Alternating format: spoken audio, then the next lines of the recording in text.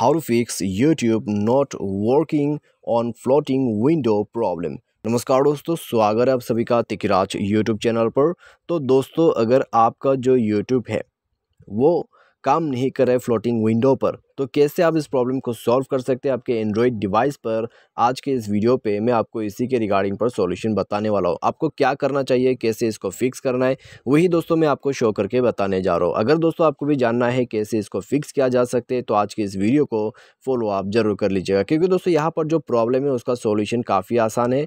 यहाँ पे आपको एक सेटिंग की ही ज़रूरत है। यदि आप उसको अलाउ कर देते हैं तो दोस्तों आपका प्रॉब्लम सॉल्व हो जाएगा। तो चलिए दोस्तों, वीडियो को बिना देर के हुए शुरू करते हैं। वीडियो शुरू करने से पहले चैनल को सब्सक्राइब नहीं किया है तो सब्सक्राइब करके बेल आइकन को क्लिक करें।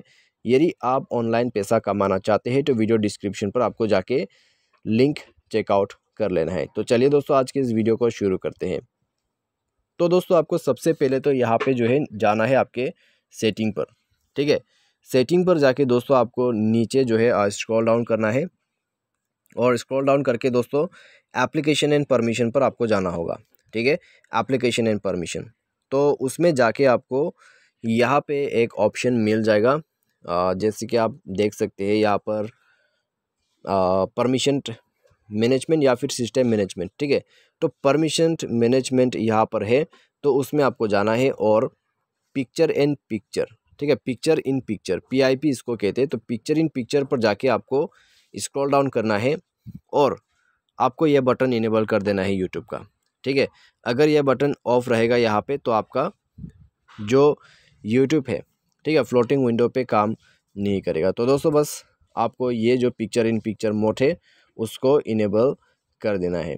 तो जैसे आप इनेबल करोगे तो आपका यूट्यूब काम करना चालू हो जाएगा आपके फ्लोटिंग विंडोज़ पर। ठीक है, तो बस इस सेटिंग को अलाउ कर लेना है। उसके साथ ही साथ दोस्तों, यदि आपका यूट्यूब एप्लीकेशन अपडेटेड वर्जन का नहीं है तो अपडेट करें, और आपके जो डिवाइस है यदि वो भी अपडेट नहीं है तो सिस्टम अपडेट पर जाके आप अपडेट कर लेना। ठीक है, तो इसी के साथ प्रॉब्लम सॉल्व। तो आज की इस वीडियो पर बस इतना ही। Thanks for watching.